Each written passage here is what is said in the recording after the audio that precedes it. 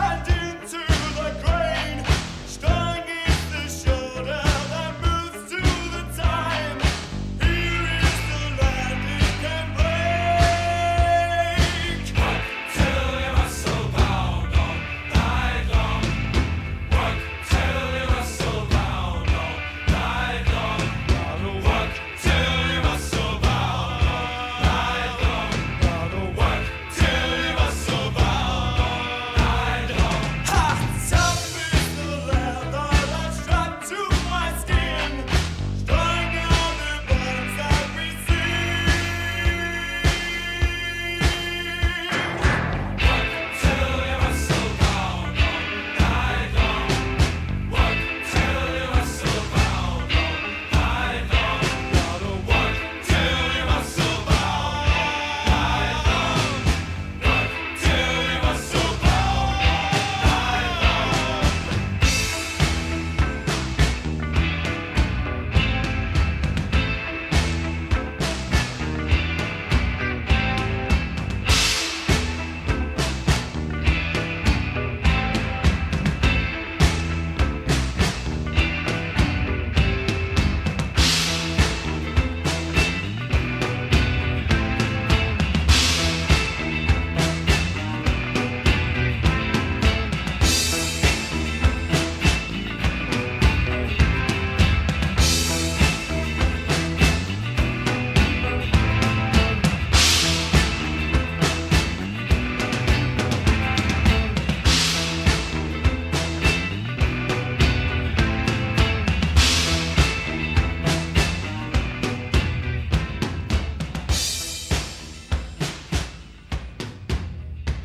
Okay, you're listening to 96.9. It is All FM. It's Wednesday Drive Time Show with me, Kieran. On the line, have Steve Norman. Hi, Steve. You all right, mate? I am very good, thank you, Kim. Yeah, excellent. Oh, great. How you doing yourself? I'm not It's too... raining up there like it is in Berlin. I'm in Berlin at the moment. Good stuff. Well, listen, we're here to talk about your band, The Sleeves, taking Journeys to Glory, the very first debut album of Spandau Ballet, on the road. It's 40 years.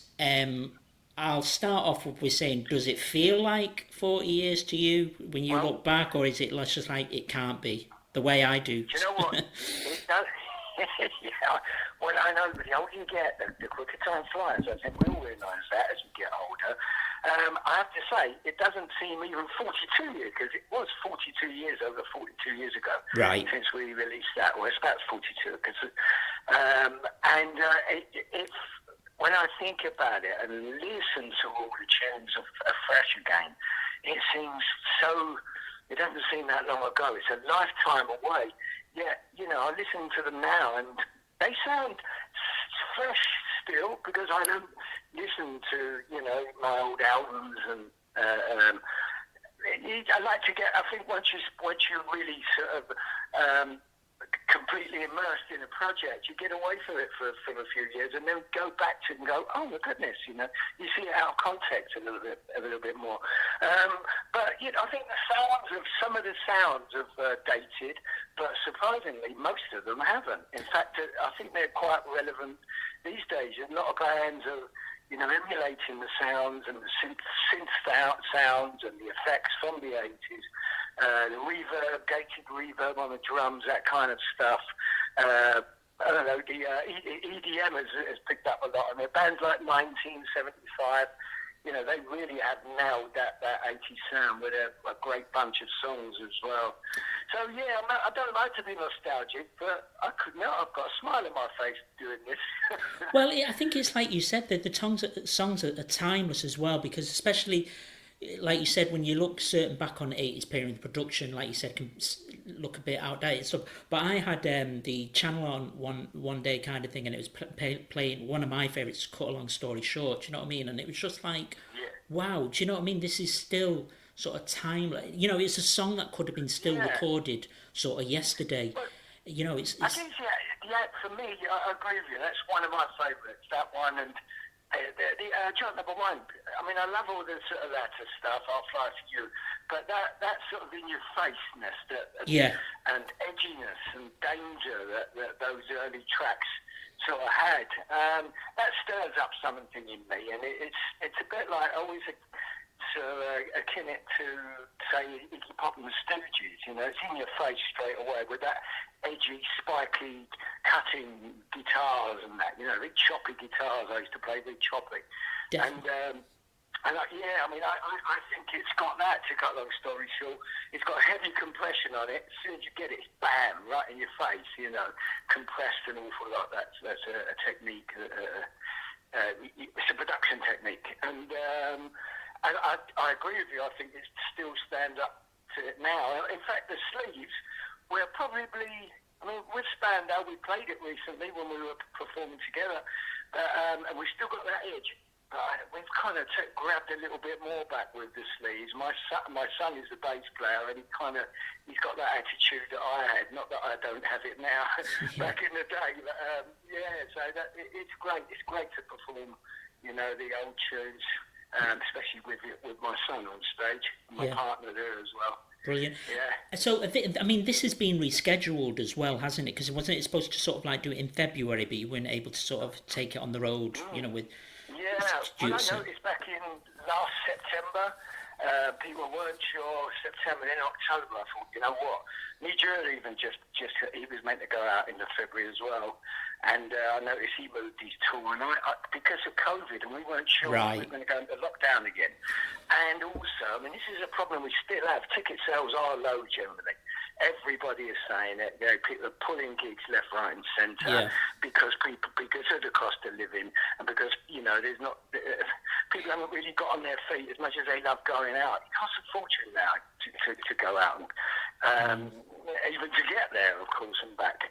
So there's all these factors that make it really difficult for any artist, performing artist, that have been really sort of augmented, made bigger because of, you know, the Brexit, the war, the cost of living.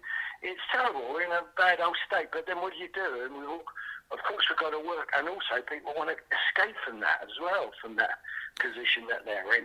So, absolutely, they do. Yeah. The industry, music industry, business-wise, it's really suffered, hasn't it? Like you said, for the artists, the bands, the venues. You know, and stuff like that. I always look at it like it's also because before COVID hit, and what it did do, the positive that it did do, lockdown was sort of highlight the inequalities really, so that the musicians, by the time the funds filtered down, everyone's had their cut, and there's relatively little else, and then. You know, you've got people like the big promoters and even venues taking a percentage, like a quarter of your swag, your merchandise. Now that's the way for an artist to really top up, you know, because there's less people going out. You've got to get paid somehow. Do you see what I mean? Yeah. So for young artists going out there now thinking, I don't know, you know what? I remember when I was 14, what am I going to do? It was a no-brainer. Even though I was into art at school, it was I was never going to do anything else other than play music. So it was for me. I just went into that, and it wasn't even something I considered doing. I didn't even consider doing anything else. Music chose me. I didn't have much choice.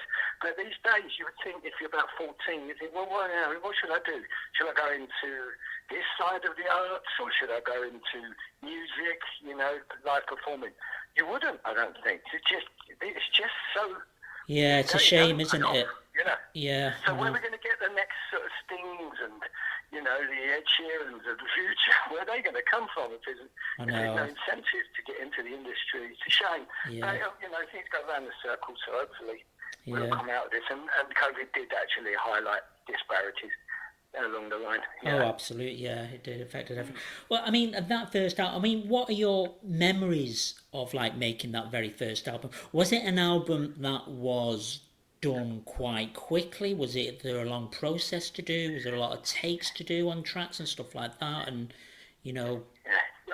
Well, one of the tracks, funny enough, is a track called Confused. That was the only song that kind of went along with us over the years before we signed a record contract. All right. We were known as like the Makers, and then we sort of morphed into Spandau. Yeah. But that was the only tune that seemed to work. It was a single that never was. You know, that's how we sort of labelled it at the time. Right. The rest of them as soon as we hit the Blitz, Billy's and the Blitz, Rusty Egan, who was responsible for the sounds down there, you know, he's playing a lot of krautrock, or dance mostly. So it was very much a mixture of electronica from Germany, Kraftwerk, Neue, Tangerine Dream, Nina Hagen, mixed in with Bowie and Iggy Pop, and you know, it was anything cool really. And so, you know, I know Gary, straight away, we invested in a synthesizer, a little monophonic synthesizer called the Yamaha CS10. Tiny little thing. You can only play one note at a time on it, you know, not two, otherwise it would be polyphonic, and we couldn't afford that. Yeah. So we all chipped in for about a year or something to pay this thing off. And he came up with a riff, you know, he wrote, to cut a long story short, around that synthesizer. Yeah. And swiftly followed by others, I must say. So we would rehearse then, and I think you know the story. Sort of the inauguration as Spandau was kind of the Blitz, and a couple of cool sort of events going on around the time with all those same people that were going to the Blitz, which weren't even labelled New Romantics yet. You know, it was like Blitz Kids or the Cult with No Name, and a whole bunch of us used to go around to these fantastic sort of rave events. Some of the first rave events were people organising from the Blitz, really. Yeah. And it came together. We signed a record deal. We were even on top of the Pops before. I think wasn't it before the record deal? My memory. But I know that we were in the charts on Radio 1 with a demo that we'd done. So we thought, oh, guys, we've got to hurry up with this. You know, we signed the record deal, and then straight away went from Chrysalis Records in the West End, just off Oxford Street, to Hornsey, where Jam Studios was, where we were recording, to cut a long story short. So we'd signed, and we hadn't even recorded the single yet. Wow, God, that was quick kind of thing. I mean, I suppose as well, people forget, you know, as well, just a bunch of lads like you said, you know, how young you were at the time as well. Do you know what I mean? I think people tend to forget that. I mean, God, what would you been, only in your 20s kind of thing? Like... Well, I mean, we were, when we signed, I'm sort of in the middle age-wise, and I was 20, yeah. So 1980, I was 20, most of us were. Except for John, he was 21. But, wow. You know, that's still babies, isn't it? In fact, of course it is. Steve Dagger's our manager, there's nobody involved in this over 24, or was it 23? 23. Right. That was 23 being his age. You know, one of the older ones. Yeah. So when you sort of like were jamming with Gary Kemp, you know, under different names in the mid-70s and stuff like that, did you have that sort of particular sound there? Was it a different sound that you were jamming with, or was it only like when it became Spandau Ballet, it became this sort of like unique? It was very much what Rusty's, because I always think that Steve Strange, him being the visual of the two, you know, Rusty Egan and Steve Strange, it was their club night, so it all stemmed from them. Steve Strange would be kind of responsible for the look of the club, and he would vet people coming in and out the club, and he would say, "No, I'm really sorry, you can't come in," to a lot of people. And they'd say, "Why not?" And he would point them next to him, and there would be a full-length mirror, and he said, "Look in that mirror. Would you let you in?" You know, that's true. I mean, I used to think that was hilarious. And Rusty, so he was kind of responsible with how the event looked, and consequently how the 80s looked, if you think, the decade. Not him solely, because there were some real huge characters that, you know, the designers from St. Martin's School of Art, and, you know, people just coming up with these amazing creations to wear on a Tuesday night down the Blitz. And Rusty Egan, being the DJ, he was responsible for the sound of the decade, if you think about it. Not you know, quite majorly responsible, I would say. So as soon as we started hearing all this four on the floor, which is a drum pattern really, it's like, you know, boom, boom, boom, boom, 1, 2, 3, 4, boom, disco kind of vibe, yeah? Club music.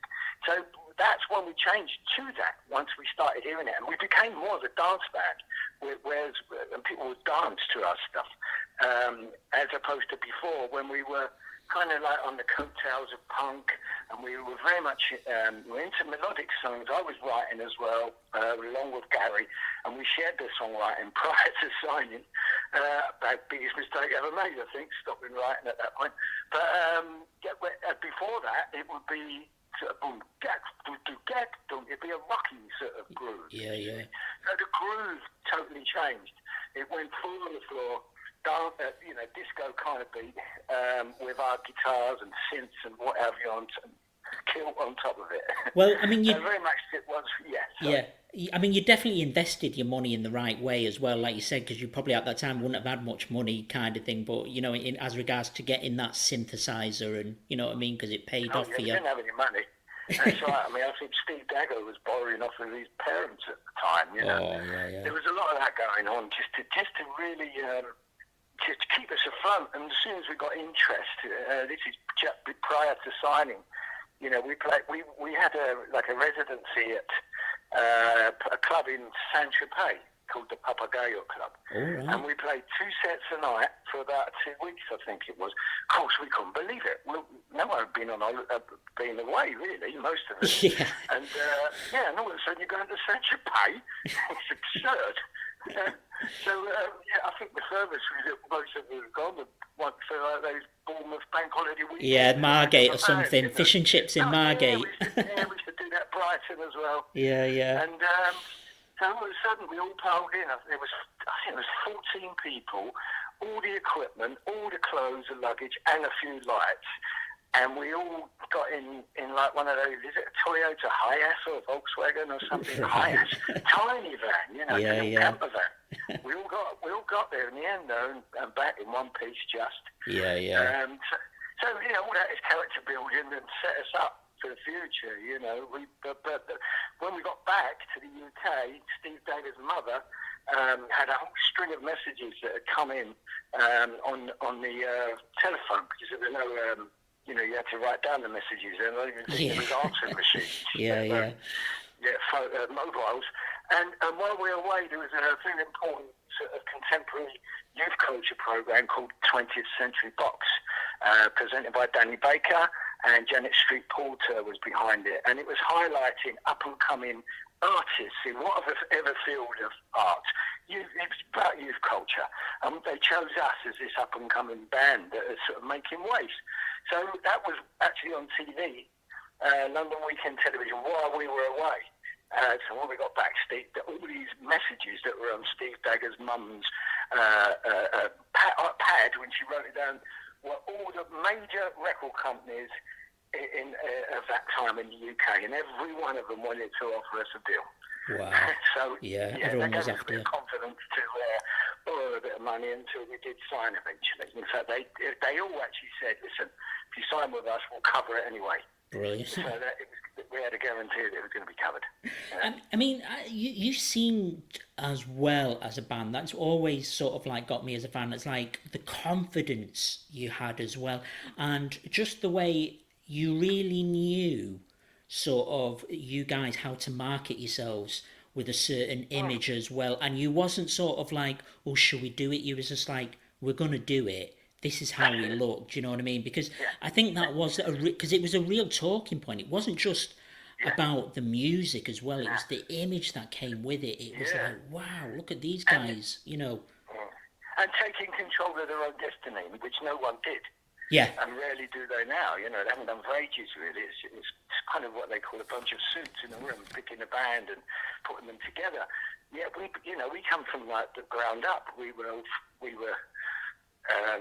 friends at school, you know.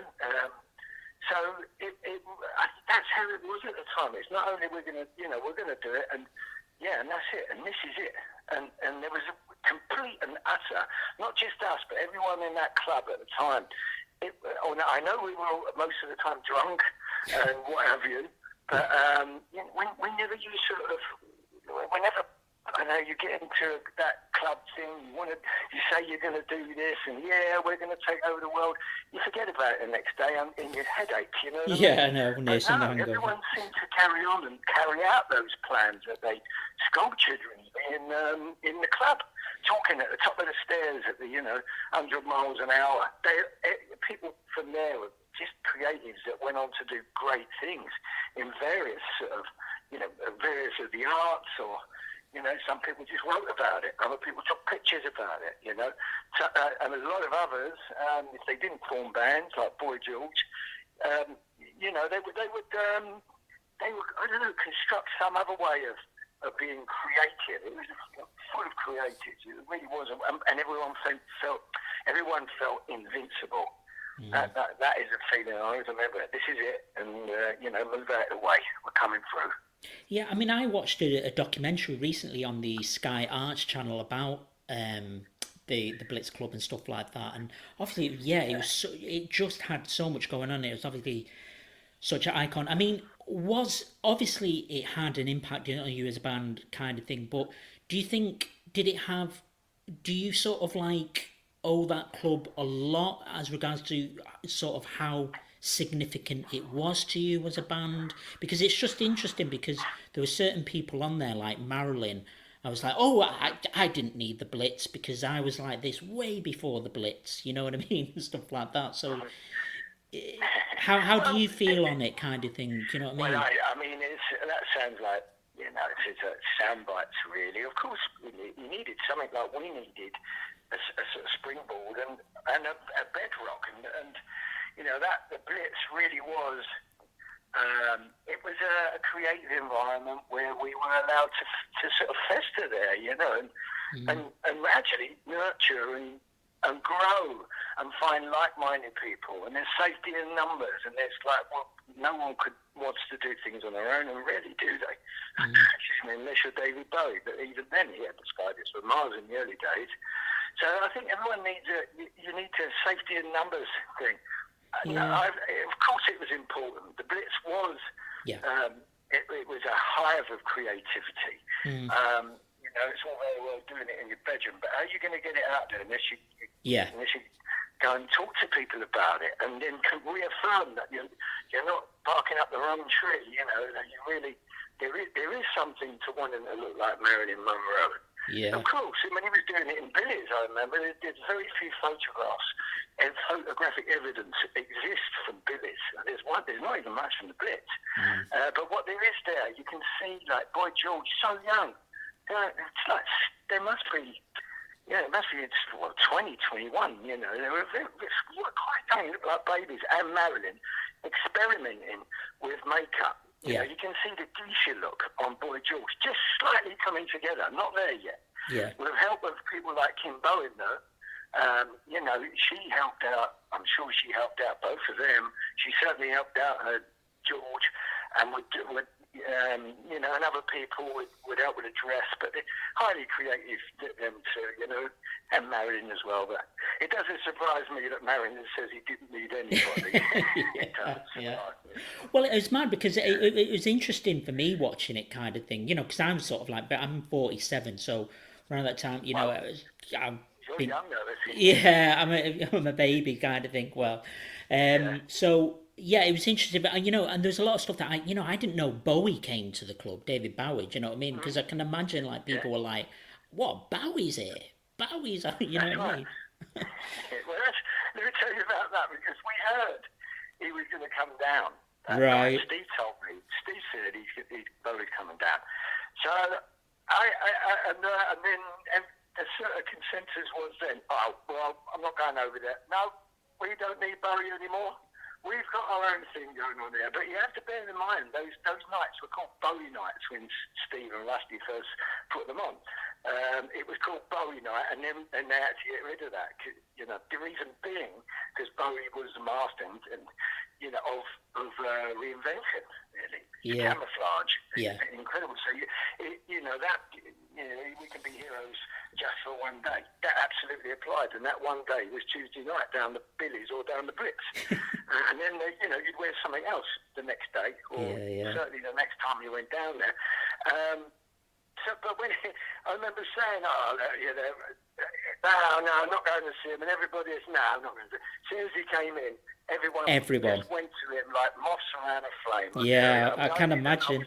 Yeah, I mean, I was kind of like trying to be cool and sort of the other end of the club at the top of the stairs, you know, going, "No, I'm not going over there." He couldn't get there anyway. He was swamped. Yeah. And then, of course, you asked Steve Strange if he would be in the video the next day. This is the next day. Bearing in mind, we didn't get out there till about 4.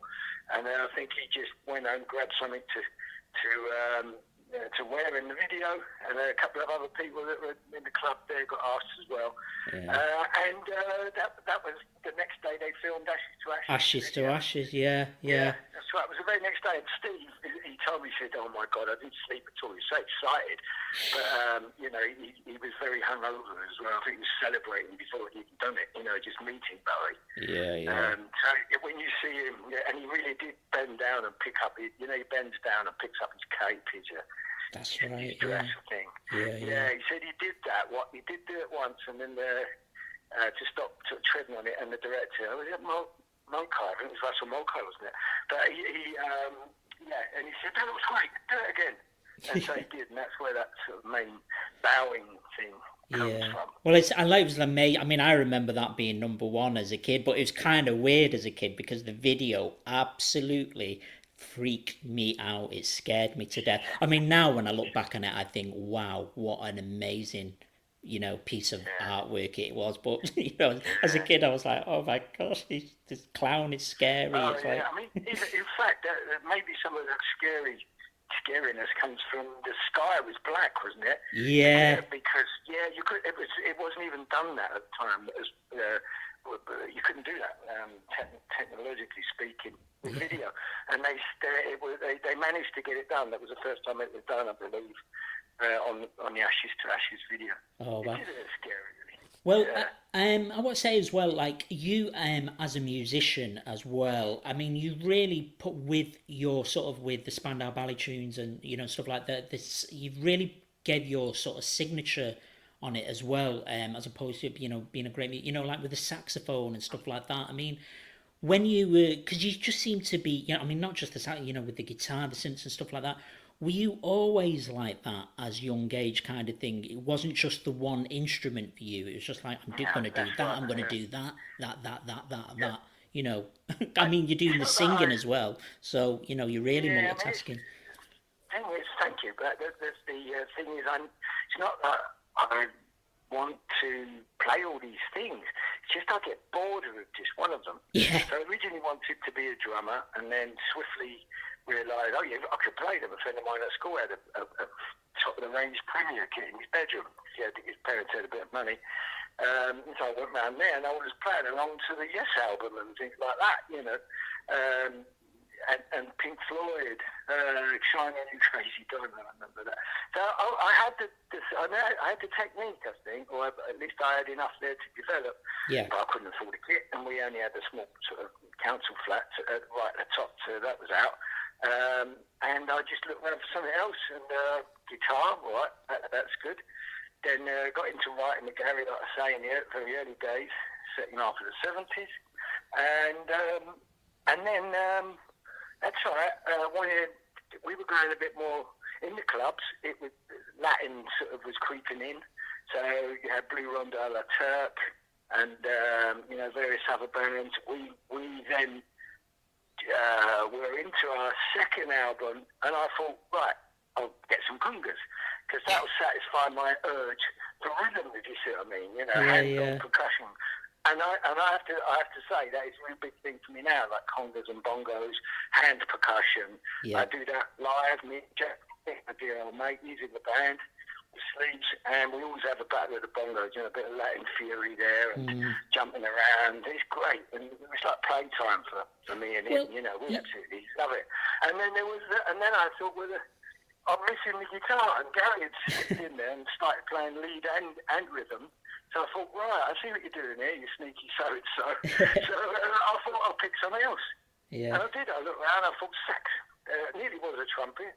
My dear friend Chris Sullivan, from Blue Ronda La Turk, he had a trumpet, but it was a flugelhorn.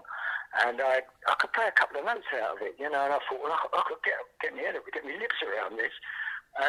But then I thought it's a bit limited. Whereas the sax, you know, that goes everywhere, the sax, and it's a sexy looking instrument as well. Oh, So absolutely. It just creates that, you know, I mean, especially in songs like True, do you know what I mean? And it just, yeah, you know, it just creates that sort of, works with to get, you the know, blue-eyed soul.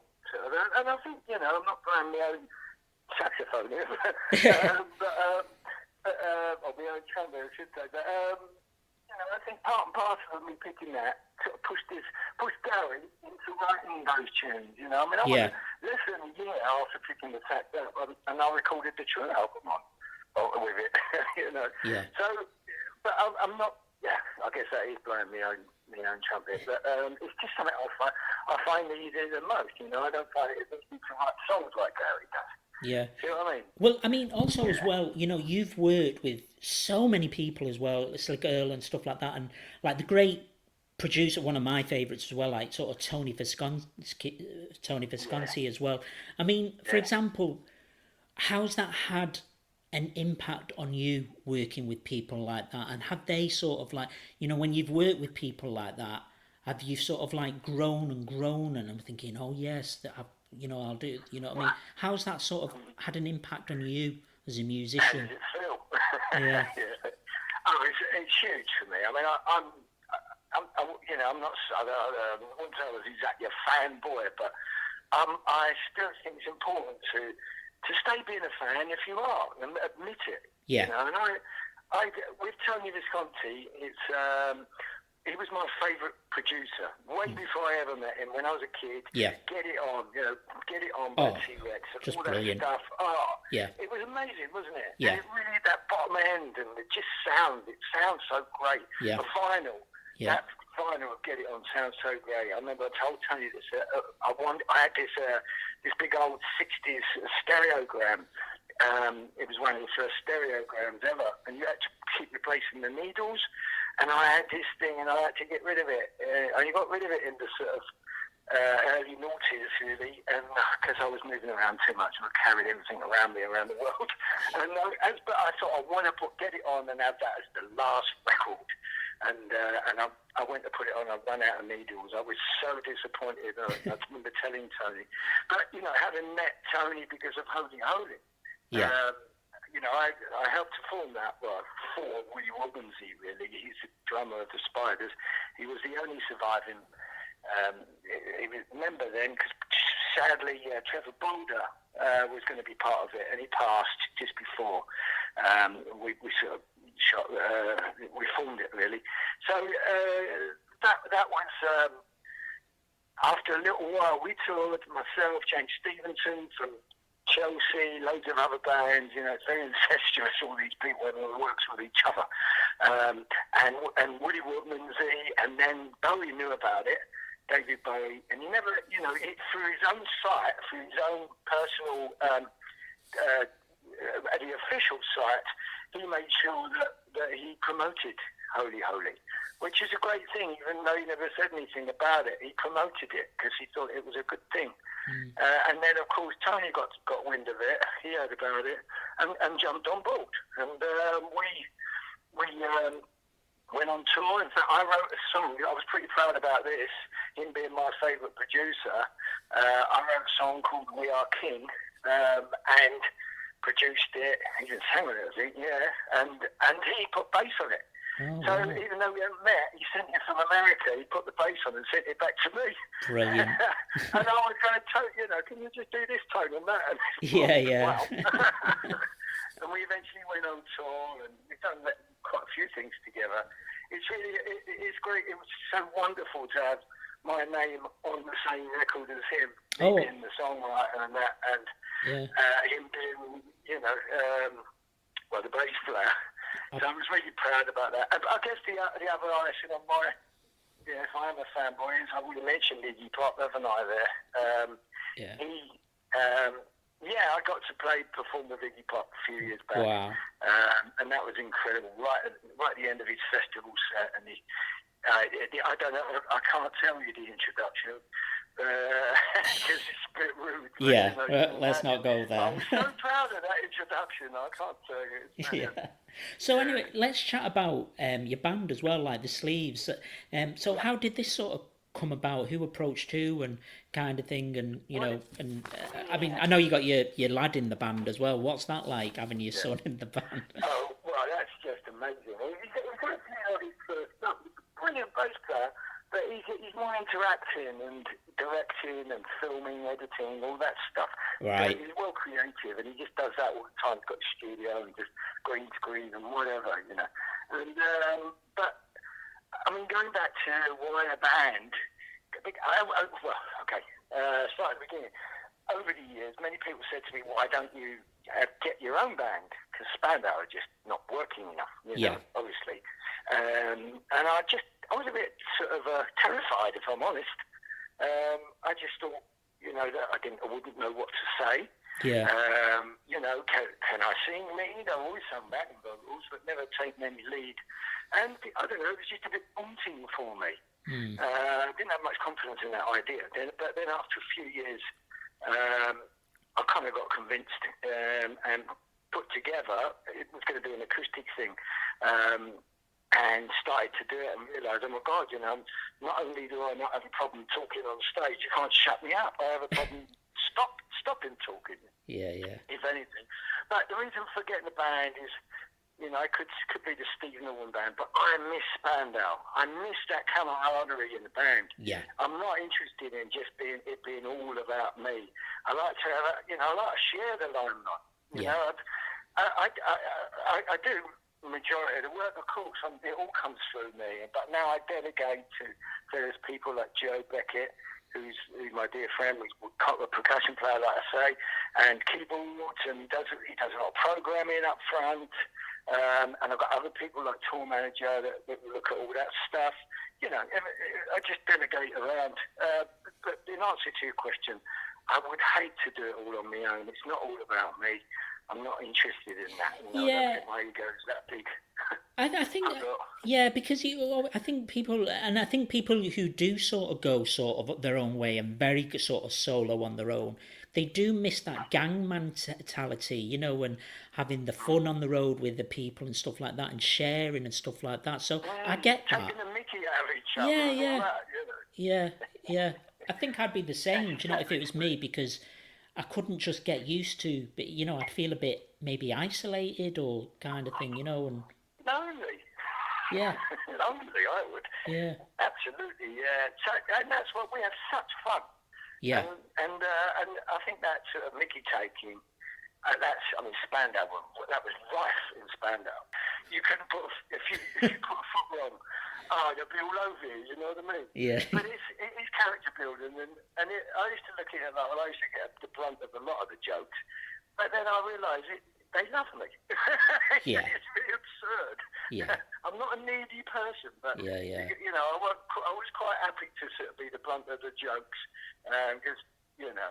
Well, at the end of the day, it's about looking out for each other as well, isn't it? You know what I mean? And that's the impression I always got from you. Do you know what I mean? And you know, looking out for each other and you can sense that with bands. Do you know what I mean? You can sense that, you know, they care for each other and you know, and stuff like that. You know, that chemistry that you're referring to, which you can see on stage or not, you know, is so important. I think we underestimate the power of people to spot that. Yeah. They get the energy in a room far quicker than we give them credit to. Whatever you say is not from a stage is not always. It doesn't always resonate with the truth as to how people perceive what is actually being said there in the room. You know, without opening your mouth. It's an intuitive thing, which I think is far. It is very much underestimated, which I don't. I get that. I understand that. You don't even have to say much. It's a look. Yeah. It's whatever it is. But that, if there's a band that are getting on, even if they're really having a dig at each other like I do on stage, you know, it's all playful. It's playful, Mickey taking. But it's because I've been doing it for years now, and I even do it to the audience because it's the same people, a lot of them, and then they do it back. And when they do, I feel really proud. Do you know what I mean? It's Well, great. I They think you deserve guys, that. I think you guys always sort of like involved the fans. Do you know what I mean? It wasn't just a case like we're the band, we're just going to do our piece, our songs, and then just get off. You know, it's that interaction and it's that Interaction. connection, and you know what I Really mean. And important. because you know a lot of bands, they Yeah. just think you know because at the end of the day, fans pay money to see the band, and they want a bit of interaction. They just don't want the music. If that sounds damn, No, do I you know what I agree. mean? It's like Yeah. you know, It's interact with us, boring. you It's know. boring, isn't it? You just might as well put a record on Yeah, and then watch through your phone. You know, everyone's like they're watching it all through their phones, and there's no connection there. I really, yeah, not for me. Not for me. yeah. I'm not saying I discourage people using their phones only on certain times. You know, it's really nice to be in the moment, isn't it? And just Well, watch. do you know what it is? And the last gig that I went to, I did not take my phone out. I was like, I'm not doing it. I am just not doing it. And you know what? I just soaked it in. I just totally Yeah. soaked it in. Because it's like you said, it's about being in, catching that moment and being in the memory. Because you're just not in it. You're just not in it with your phones out and stuff like that. So. Yeah, that's right. I managed to get a cab home then.